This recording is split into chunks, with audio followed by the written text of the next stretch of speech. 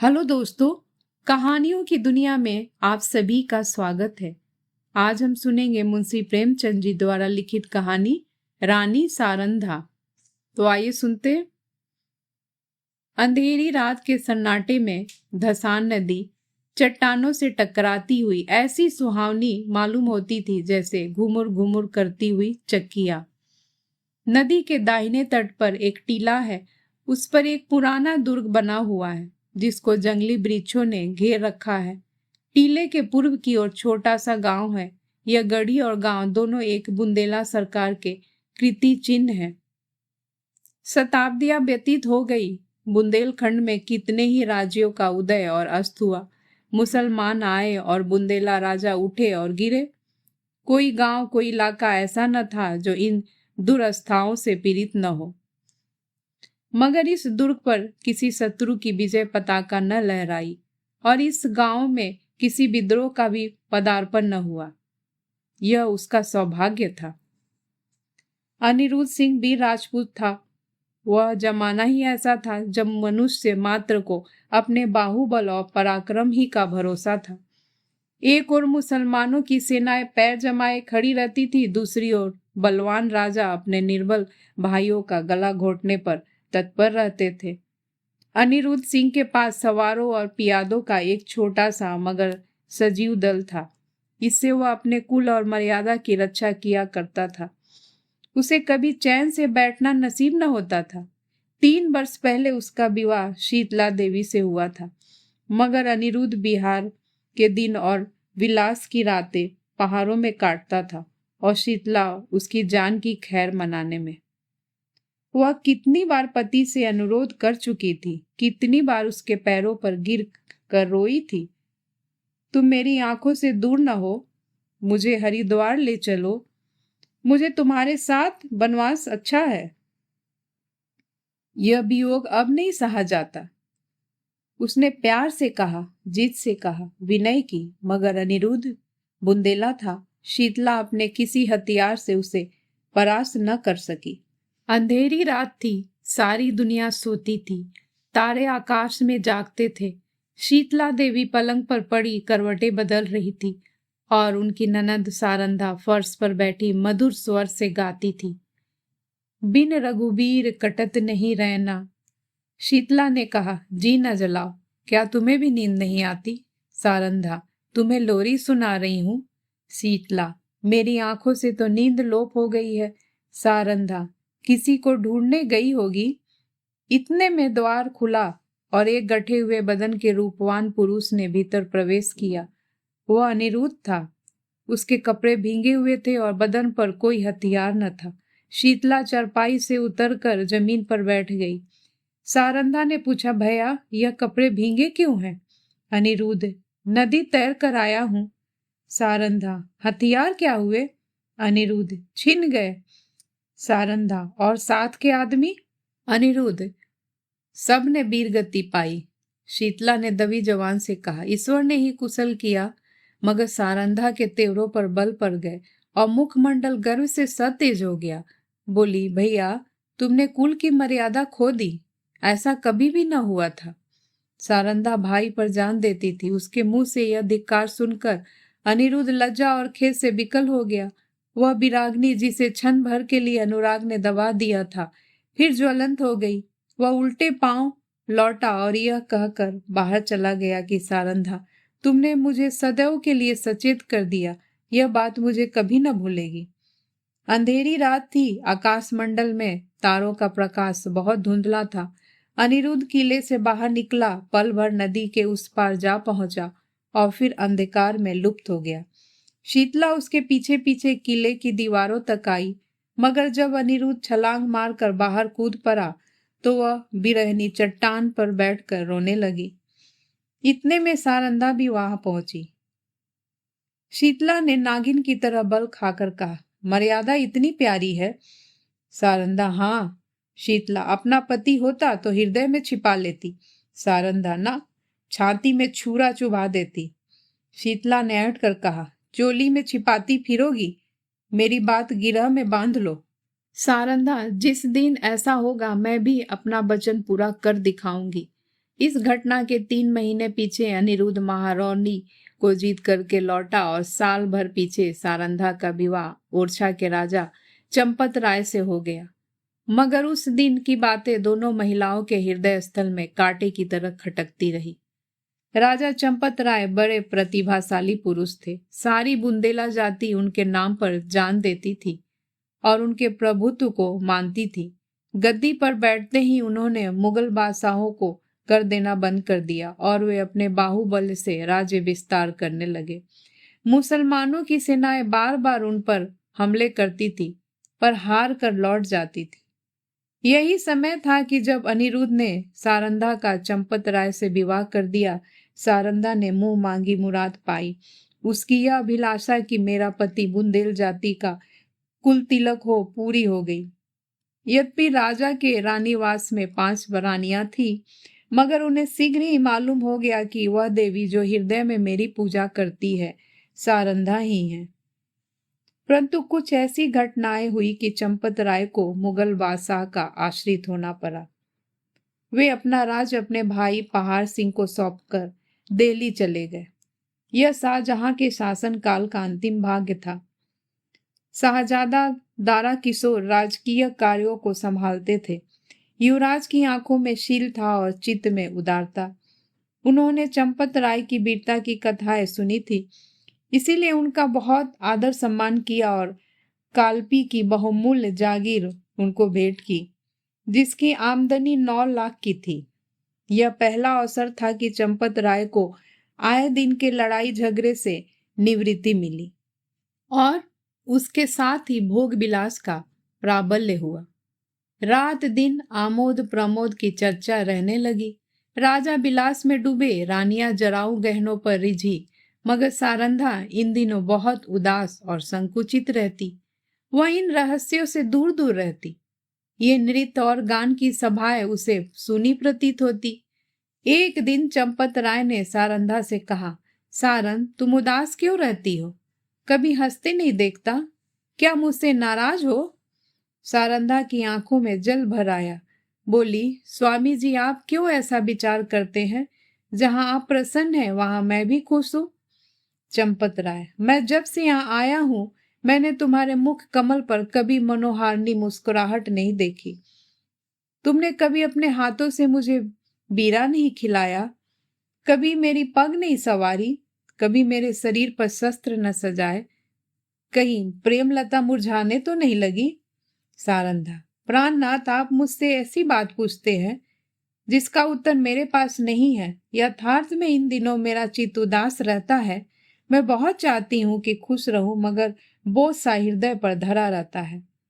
चंपत राय स्वयं आनंद में मग्न थे, इसलिए उनके विचार में सारंधा का असंतुष्ट रहने का कोई उचित कारण नहीं हो सकता था। वे भौवे सिकोड़ कर बोले, मुझे तुम्हारे उदास रहने का कोई विशेष नहीं मालूम होता। ओरछे में कौन सा सुख था जो यहाँ नहीं है? सारंधा का चेहरा लाल हो गया। बोली, मैं कुछ कहूं? आप नाराज तो न होंगे? चंपत राय, नहीं, शौक से कहो।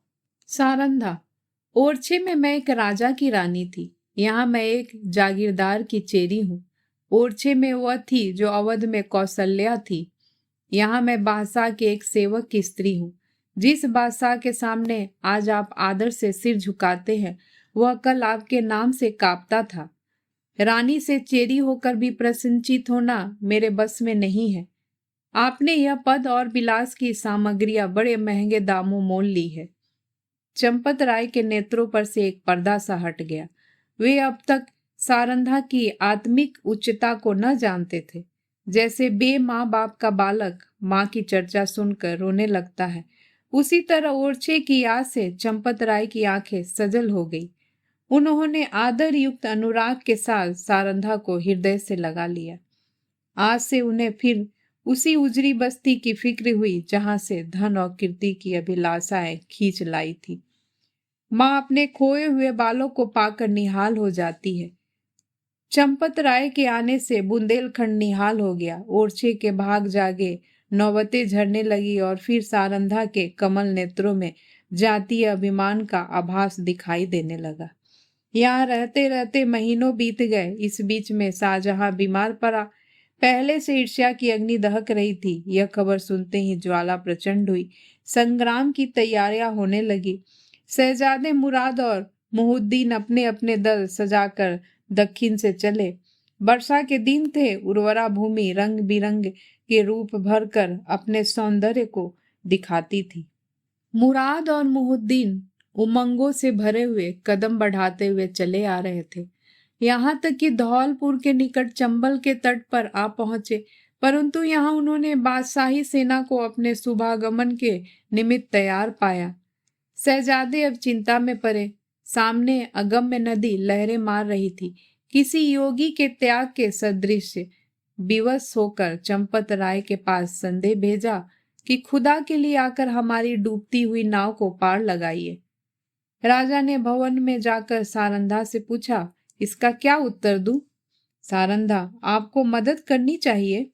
चंपत राय, उनकी मदद करना दारा शिकोह से वैर लेना है। सारंधा, यह सत्य है, परंतु हाथ फैलाने की मर्यादा भी तो निभानी चाहिए। चंपत राय, प्रिय, तुमने सोचकर जवाब नहीं दिया। सारंधा, प्राणनाथ, मैं अच्छी तरह जानती हूँ कि यह मार्ग कठिन है और अब हमें अपने योद्धाओं का रक्त पानी के समान बहाना पड़ेगा, परंतु हम अपना रक्त बहाएंगे और चंबल की लहरों को लाल कर देंगे। विश्वास रखिए कि जब तक नदी की धारा बहती रहेगी वह हमारे वीरों की कीर्तिगान करती रहेगी। जब तक बुंदेलों का एक भी नाम लेवा रहेगा, ये रक्त बिंदु उसके माथे पर केसर का तिलक बनकर चमकेंगे। वायुमंडल में मेघराज की सेनाएं उमड़ रही थी। ओरछे के किले से बुंदेलों की एक काली घटा उठी और बेग के साथ चंबल की तरफ चली, परंतु सिपाही वीर रस से झूम रहा था। सारंधा ने दोनों राजकुमारों को गले लगा लिया और राजा को पान का बीरा देकर कहा, बुंदेलों की लाज अब तुम्हारे हाथ है। आज उसका एक एक अंग मुस्कुरा रहा है और हृदय हुलसित है। बुंदेलों की यह सेना देखकर शहजादे फूले न समाये। राजा वहां की अंगुल अंगुल भूमि से परिचित थे। उन्होंने बुंदेलों को तो एक आड़ में छिपा दिया और वे शहजादों की फौज को सजाकर नदी के किनारे किनारे पश्चिम की ओर चले।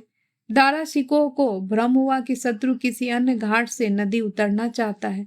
उन्होंने घाट पर से मोर्चे हटा लिए। घाट में बैठे बुंदेले उसी ताक में थे।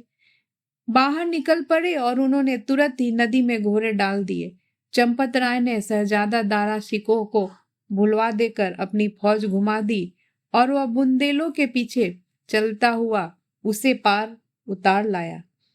इस कठिन चाल से 7 घंटों का विलंब हुआ, परंतु जाकर देखा तो 700 बुंदेलों की लाशें तड़प रही थी। राजा को देखते ही बुंदेलों की हिम्मत बंध गई। शहजादों की सेना ने भी अल्लाहो अकबर की ध्वनि के साथ धावा किया। बादशाही सेना में हलचल पड़ गई। उनकी पंक्तियां छिन छिन हो गई। हाथों हाथ लड़ाई होने लगे। यहाँ तक कि शाम हो गई। रणभूमि रुधिर से लाल हो गई और आकाश में अंधेरा हो गया। घमासान की मार हो रही थी। बादशाही सेना शहजादों को दबाए आती थी। अकस्मात पश्चिम से फिर बुंदेलों की एक लहर उठी और इस वेग से बादशाही सेना की पुष्ट पर टकराई कि उसके कदम उखड़ गए। जीता हुआ मैदान हाथ से निकल गया। लोगों को कुतूहल था कि यह दैवी सहायता कहाँ से आई। सरल स्वभाव के लोगों की धारणा थी कि यह फतह के फरिश्ते हैं, शहजादों की मदद के लिए आए हैं। परंतु जब राजा चंपत राय निकट आए तो सारंधा ने घोड़ों से उतरकर उनके पैरों पर सिर झुकाए। राजा को असीम आनंद हुआ। यह सारंधा थी। समर भूमि का दृश्य इस समय अत्यंत दुखमय था। थोड़ी देर पहले जहां सजे हुए वीरों के दल थे वहां अब बेजान लाशें पड़ी हुई थी। मनुष्य ने अपने स्वार्थ के लिए अनादिकाल से ही भाइयों की हत्या की है। अब विजयी सेना लूट पर टूट पड़ी। पहले मर्द मर्दों से लड़ते थे, वह वीरता और पराक्रम का चित्र था। यह नीचता और दुर्बलता की ग्लानिप्रद तस्वीर थी। उस समय मनुष्य पशु बना हुआ था, अब वह पशु से भी बढ़ गया था। इस नोच खसोट में लोगों को बादशाही सेना के सेनापति वली बहादुर खां की लाश दिखाई दी। उसके निकट उसका घोड़ा खड़ा हुआ अपनी दुम से मक्खियां उड़ा रहा था। राजा को घोड़ों का शौक था, देखते ही उस पर मोहित हो गया। वह इराकी जाति का अति सुंदर घोड़ा था, एक एक सांचे में ढला हुआ, सींग की सी छाती, चीते की सी कमर। उसका यह प्रेम और स्वामी भक्ति देखकर लोगों को बड़ा कुतूहल हुआ।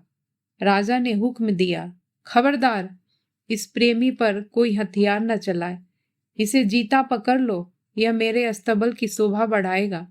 जो इसे मेरे पास ले आएगा उसे धन से निहाल कर दूंगा। योद्धागण चारों ओर से लपके, परंतु किसी को साहस न होता था कि उसके निकट जा सके। कोई पुचकार कर रह जाता, कोई फंदे में फंसाने की फिक्र में था, पर कोई उपाय सफल न होता था। वहां सिपाहियों का मेला सा लगा हुआ था। तब सारंधा अपने खेमे से निकली और निर्भय होकर घोड़े के पास चली गई। उसकी आंखों में प्रेम का प्रकाश था, छल का नहीं। घोड़े ने उसके आंचल में मुंह छिपा लिया। रानी उसकी रस्सी पकड़कर खेमे की ओर चली। घोड़ा इस तरह चुपचाप उसके पीछे चला मानो सदैव से उसका सेवक है। पर बहुत अच्छा होता कि घोड़े ने सारंधा से ही निष्ठुरता की होती। यह सुंदर घोड़ा आगे चलकर इस राज परिवार के निमित्त स्वर्ण मृग साबित हुआ। संसार एक रण क्षेत्र है। इस मैदान में उसी सेनापति को विजयी लाभ होता है जो अवसर को पहचानता है। वह अवसर पर जितने उत्साह से आगे बढ़ता है, उतने ही उत्साह से आपत्ति के समय पीछे हट जाता है। वह वीर पुरुष राष्ट्र का निर्माता होता है और इतिहास उसके नाम पर यश के फूलों की वर्षा करता है। पर इस मैदान में कभी कभी ऐसे सिपाही भी जाते हैं जो अवसर पर कदम बढ़ाना जानते हैं, लेकिन संकट में पीछे हटना नहीं जानते। यह रणवीर पुरुष विजय को नीति की भेंट कर देते हैं। वे अपनी सेना का नाम मिटा देंगे, किंतु जहां एक बार पहुंच गए हैं वहां से पीछे न हटाएंगे। उनमें कोई बिरला ही संसार क्षेत्र में विजय प्राप्त करता है, किंतु प्रायः उसकी हार विजय से भी अधिक गौरवात्मक होती है। अगर अनुभवशील सेनापति राष्ट्रों की नींव डालता है, तो आन पर जान देने वाला, मुंह न मोड़ने वाला सिपाही राष्ट्र के भाव को उच्च करता है, उसके हृदय पर नैतिक गौरव को अंकित कर देता है। उसे इस कार्य क्षेत्र में चाहे सफलता न हो, किंतु जब किसी वाक्य या सभा में उसका नाम जबान पर आ जाता है, श्रोतागण एक स्वर से उसके कीर्ति गौरव को प्रतिद्वंदित कर देते हैं। सारंधा आन पर जान देने वालों में थी। शहजादा मोहुद्दीन चंबल के किनारे से आगरे की ओर चला तो सौभाग्य उसके सिर पर मोरछल हिलाता था। जब वह आगरे पहुंचा तो विजय देवी ने उसके लिए सिंहासन सजा दिया। औरंगजेब गुणज्ञ था। उसने बादशाही सरदारों के अपराध क्षमा कर दिए, उनके राज्य पद लौटा दिए और राजा चंपत राय को उसके बहुमूल्य कृत्यों के उपलक्ष्य में 12,000 मनसब प्रदान किया। ओरछा से बनारस और बनारस से जमुना तक उसकी जागीर नियत की गई। बुंदेला राज फिर राज सेवक बना। वह फिर सुख विलास में डूबा और रानी सारंधा फिर पराधीनता के शोक में घुलने लगी। बली बहादुर खां बड़ा वाक्य चतुर मनुष्य था। उसकी मृदुता ने शीघ्र ही उसे बादशाह आलमगीर का विश्वास पात्र बना दिया। उस पर राजसभा में सम्मान की दृष्टि पड़ने लगी। खां साहब के मन में अपने घोड़े के हाथ से निकल जाने का बड़ा शोक था। एक दिन कुंवर छत्रसाल उसी घोड़े पर सवार होकर सैर को गया था। वह खां साहब के महल की तरफ जा निकला। बली बहादुर खां ऐसे ही अवसर की तलाश में था। उसने तुरंत अपने सेवकों को इशारा किया, राजकुमार अकेला क्या करता। पांव पांव घर आया और उसने सारंधा से सब समाचार बयां की। रानी का चेहरा तमतमा गया। बोली, मुझे इसका शोक नहीं कि घोड़ा हाथ से गया, शोक इसका है कि तू उसे खोकर जीता क्यों लौटा। क्या तेरे शरीर में बुंदोलों का रक्त नहीं है? घोड़ा न मिलता न सही, किंतु तुझे दिखा देना चाहिए था कि एक बुंदेला बालक से उसका घोड़ा छीन लेना हंसी नहीं है। यह कहकर उसने अपने 25 योद्धाओं को तैयार होने की आज्ञा दी। स्वयं अस्त्र धारण किए और योद्धाओं के साथ बली बहादुर खां के निवास स्थान पर पहुंची। खां साहब उसी घोड़े पर सवार होकर दरबार चले गए थे। सारंधा दरबार की तरफ चली और एक क्षण में किसी बेगवती नदी के सदृश से बादशाही दरबार के सामने जा पहुंची। यह कैफियत देखते ही दरबार में हलचल मच गई। अधिकारी वर्ग इधर उधर से आकर जमा हो गए। आलमगीर भी सहन में निकल आए। लोग अपनी अपनी तलवारें संभालने लगे और चारों तरफ से शोर मच गया। कितने ही नेत्रों ने इसी दरबार में अमर सिंह की तलवार की चमक देखी थी। उन्हें वही घटना फिर याद आई।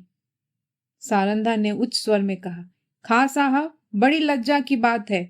आपने वही वीरता जो चंबल के तट पर दिखानी चाहिए थी, आज एक अबोध बालक के सम्मुख दिखाई है। क्या उचित था कि आप उससे घोड़ा छीन लेते? बली बहादुर खां की आंखों से अग्नि ज्वाला निकल रही थी। वे कड़ी आवाज से बोले, किसी गैर को क्या मजाल है कि मेरी चीज अपने काम में लाए? रानी, वह आपकी चीज नहीं, मेरी है। मैंने उसे रणभूमि में पाया है और उस पर मेरा अधिकार है। क्या रणनीति की इतनी मोटी बात भी आप नहीं जानते? खां साहब, वह घोड़ा मैं नहीं दे सकता। उसके बदले में सारा अस्तबल आपकी नजर है। रानी, मैं अपना घोड़ा लूंगी। खां साहब, मैं उसके बराबर जवाहरात दे सकता हूँ, परंतु घोड़ा नहीं दे सकता। रानी, तो फिर इसका निश्चय तलवार से होगा।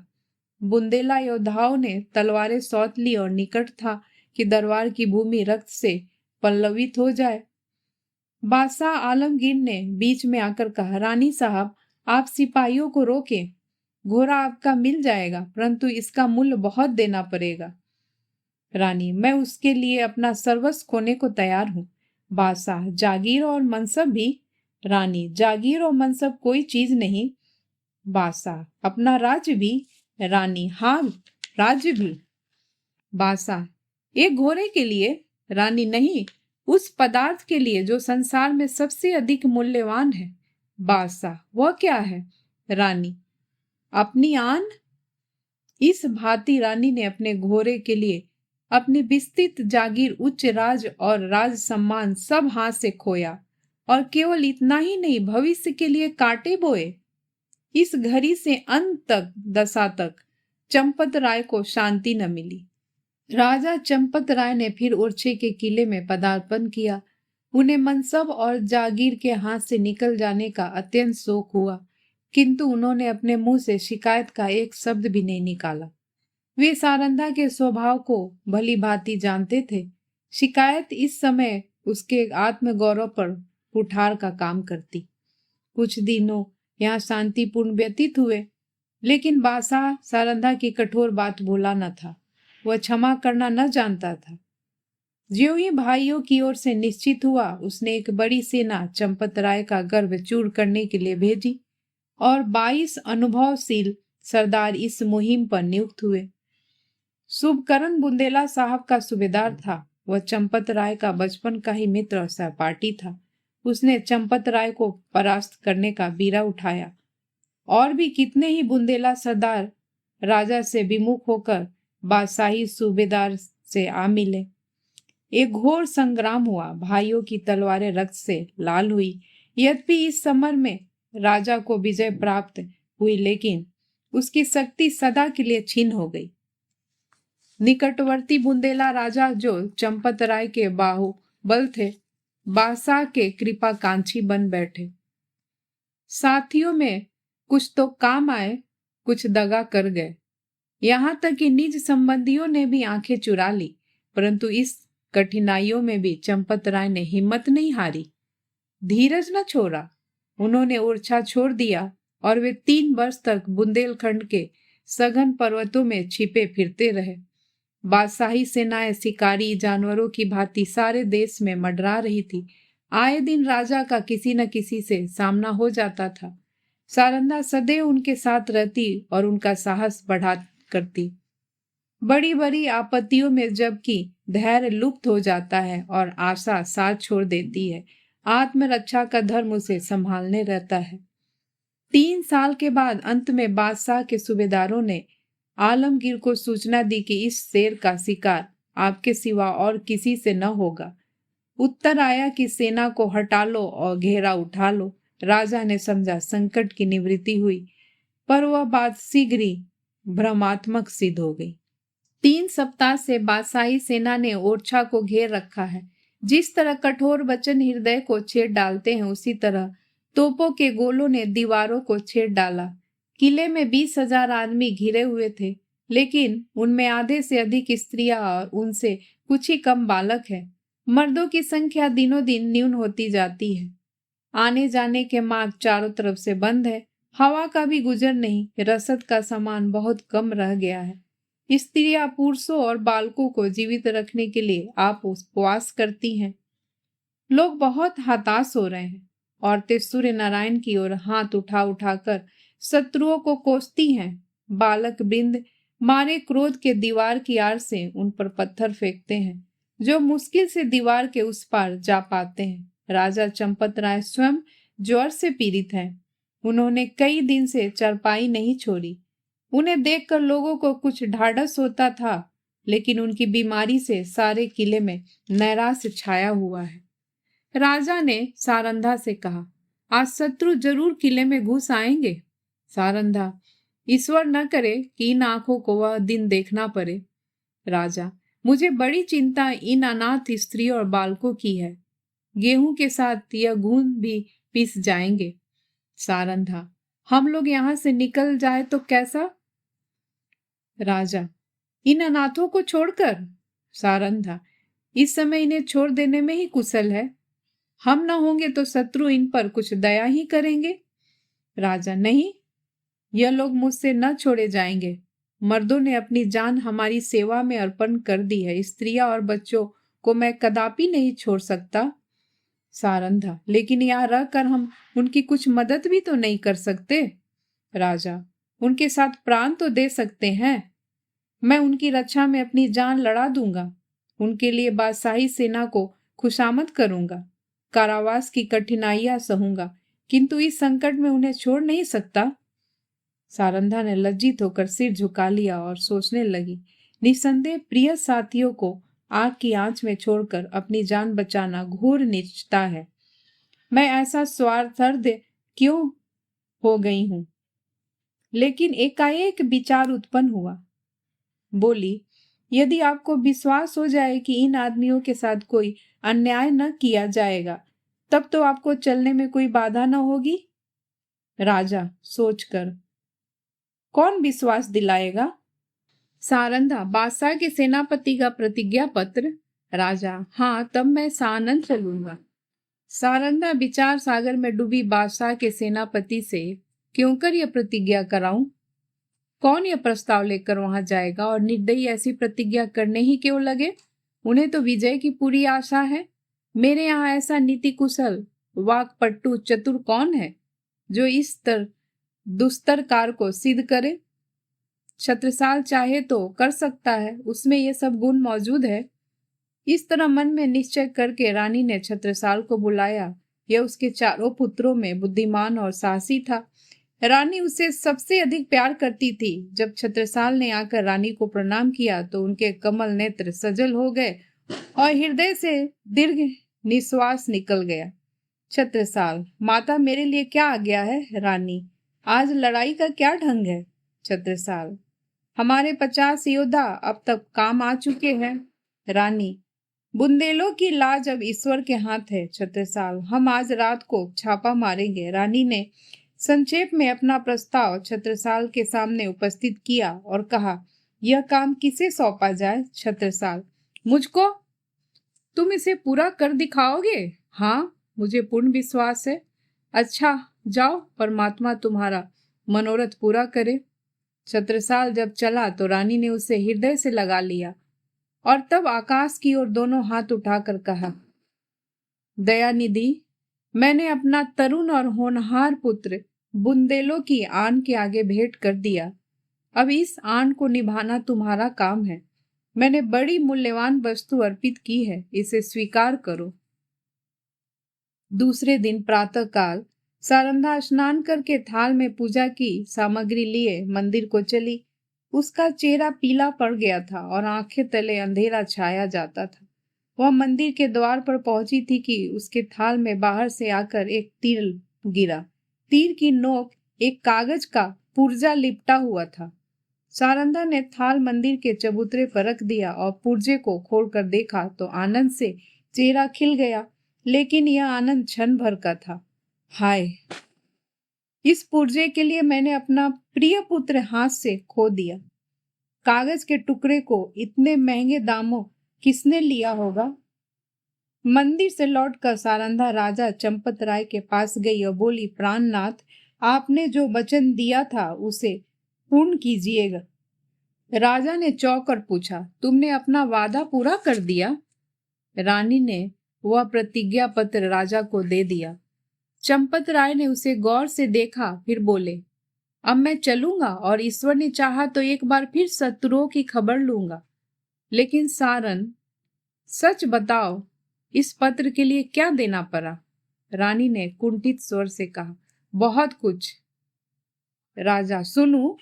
रानी, एक जवान पुत्र। राजा को बाण सा लग गया। पूछा, कौन? अंगदराय। रानी, नहीं। राजा, रतन सिंह।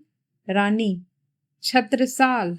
रानी, हाँ, जैसे कोई पक्षी गोली खाकर पड़ों को फड़फड़ाता है और तब बेदम होकर गिर पड़ता है, उसी भांति चंपत राय पलंग से उछले और फिर अचेत होकर गिर पड़े। छत्रसाल उनका परम प्रिय पुत्र था। उनके भविष्य की सारी कामनाएं उसी पर अवलंबित थी। जब चेत हुआ तब बोले, सारन, तुमने बहुत बुरा किया। अंधेरी रात थी। रानी सारंधा घोड़े पर सवार चंपत राय को पालकी में बैठाकर किले के गुप्त मार्ग से निकली जाती थी। आज से बहुत काल पहले एक दिन ऐसे ही अंधेरी दुखमयी रात्रि थी जब सारंधा ने शीतला देवी को कुछ कठोर वचन कहे थे। शीतला देवी ने उस समय जो भविष्यवाणी की थी वह आज पूरी हुई। क्या सारंधा ने उसका जो उत्तर दिया था वो भी पूरा होकर रहेगा? मध्याह्न था। सूर्य नारायण सिर पर आकर अग्नि की वर्षा कर रहे थे। शरीर को झुलसाने वाली प्रचंड वायु वन और पर्वत में आग लगाती फिरती थी। ऐसा विदित होता था मानो अग्निदेव की समस्त सेना गरजती हुई चली आ रही है। गगन मंडल इस भय से कांप रहा था। रानी सारंधा घोड़े पर सवार चंपत राय को लिए पश्चिम की तरफ चली जाती थी। ओरछा 10 कोस पीछे छूट चुका था और प्रति क्षण यह अनुमान स्थिर होता जाता था कि अब हम भय के क्षेत्र से बाहर निकल आए। राजा पालकी में अचेत पड़े हुए थे और कहार पसीने में सराबोर थे। पालकी के पीछे 5 सवार घोड़ा बढ़ाए चले आते थे। प्यास के मारे सबका बुरा हाल था। तालू सूखा जाता था। किसी वृक्ष की छांव और कुएं की तलाश में आंखें चारों ओर दौड़ रही थी। अचानक सारंधा ने पीछे की तरफ फिर कर देखा तो उसे सवारों का एक दल आता हुआ दिखाई दिया। उसका माथा ठनका कि अब कुशल नहीं है, यह लोग अवश्य हमारे शत्रु हैं। फिर विचार हुआ कि शायद मेरे राजकुमार अपने आदमियों को लिए हमारी सहायता को आ रहे हैं। नैराश्य में भी आशा साथ नहीं छोड़ती।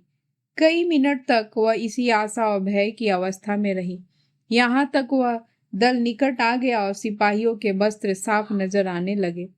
रानी ने एक ठंडी सांस ली। उसका शरीर त्रिवन कांपने लगा। यह बादशाही सेना के लोग हैं। सारंधा ने कहारों से कहा, डोली रोक लो।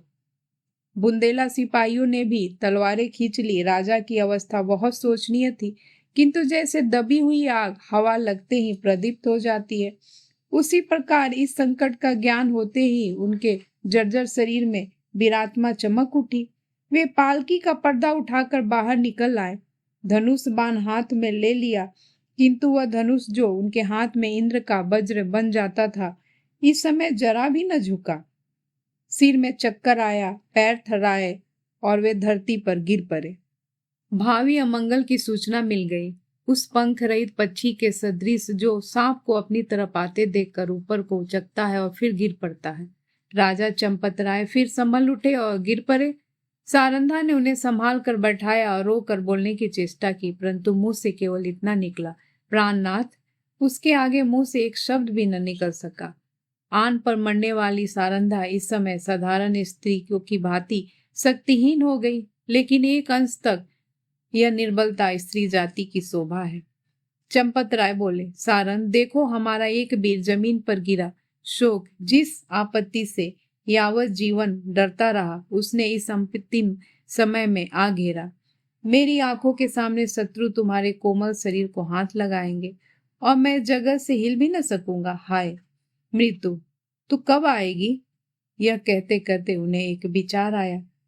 तलवार की तरफ हाथ बढ़ाया, मगर हाथों में दम न था।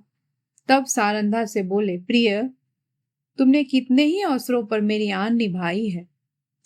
इतना सुनते ही सारंधा के मुरझाए हुए मुख पर लाली दौड़ पड़ी। आंसू सूख गए।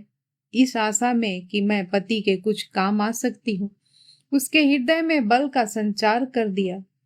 वह राजा की ओर विश्वासोत्तात्मक भाव से देखकर बोली, ईश्वर ने चाहा तो मरते दम तक निभाऊंगी। रानी ने समझा राजा मुझे प्राण देने का संकेत कर रहे हैं। चंपत राय, तुमने मेरी बात कभी नहीं टाली। सारंधा, मरते दम तक न टालूंगी। चंपत राय, यह मेरी अंतिम याचना है, इसे अस्वीकार न करना। सारंधा ने तलवार को निकालकर अपने वक्षस्थल पर रख लिया और कहा, यह आपकी आज्ञा नहीं है। मेरी हार्दिक अभिलाषा है कि मरूं तो यह मस्तक आपके पद कमलों पर हो। चंपत राय, तुमने मेरा मतलब नहीं समझा।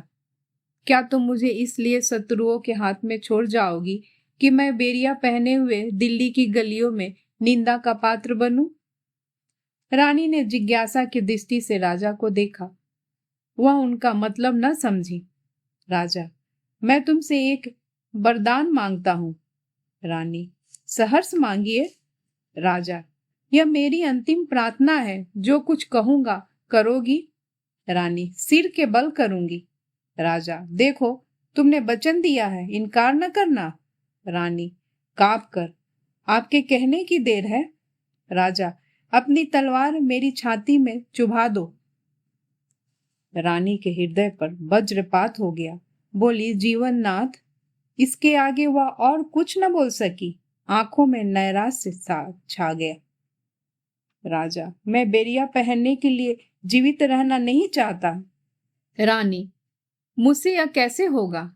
पांचवा और अंतिम सिपाही धरती पर गिर पड़ा। राजा ने झुंझला कर कहा, इसी जीवन पर आन निभाने का गर्व था। बादशाह के सिपाही राजा की तरफ लपके। राजा ने नैराश्यपूर्ण भाव से रानी की ओर देखा। रानी क्षण भर अनिश्चित रूप से खड़ी रही, लेकिन संकट में हमारी निश्चयतात्मक शक्ति बलवान हो जाती है। निकट था कि सिपाही लोग राजा को पकड़ ले कि सारंधा ने दामिनी की भांति लपक कर तलवार राजा के हृदय में चुभा दी। प्रेम की नाव प्रेम के सागर में डूब गई। राजा के हृदय से रुधिर की धारा निकल रही थी, पर चेहरे पर शांति छाई हुई थी। कैसा हृदय है वह स्त्री जो अपने पति पर जान देती थी, आज उसकी प्राणघातिका है। जिस हृदय से आलिंगित होकर उसने यौवन सुख लूटा, जो हृदय उसकी अभिलाषाओं का केंद्र था, जो हृदय उसके अभिमान का पोषक था, उसी हृदय को सारंधा की तलवार छेद रही थी। किसी स्त्री की तलवार से ऐसा काम हुआ है? आह, आत्माभिमान का कैसा विषादमक अंत है। उदयपुर और मारवाड़ के इतिहास में भी आत्मगौरव की ऐसी घटनाएं नहीं मिलती। बादशाही सिपाही सारंधा का यह साहस और धैर्य देखकर दंग रह गए। सरदार ने आगे बढ़कर कहा, रानी साहिबा, खुदा गवाह है, हम सब आपके गुलाम हैं। आपका जो हुक्म हो उसे बसरो चश्म बजा लाएंगे। सारंधा ने कहा, अगर हमारे पुत्रों में से कोई जीवित हो तो ये दोनों लाशें उन्हें सौंप देना। यह कहकर उसने वही तलवार अपने हृदय में चुभा ली। जब वह अचेत होकर धरती पर गिरी तो उसका सिर चंपत राय की छाती पर था। दोस्तों, इस कहानी को सुनने के लिए आपका बहुत बहुत धन्यवाद। दोस्तों, अगर आपको ये कहानी अच्छी लगी हो तो प्लीज़ मेरे चैनल को लाइक एंड सब्सक्राइब करना मत भूलिएगा और कमेंट्स भी ज़रूर करिएगा। मैं फिर हाजिर होंगी एक नई कहानी के साथ। तब तक के लिए नमस्कार।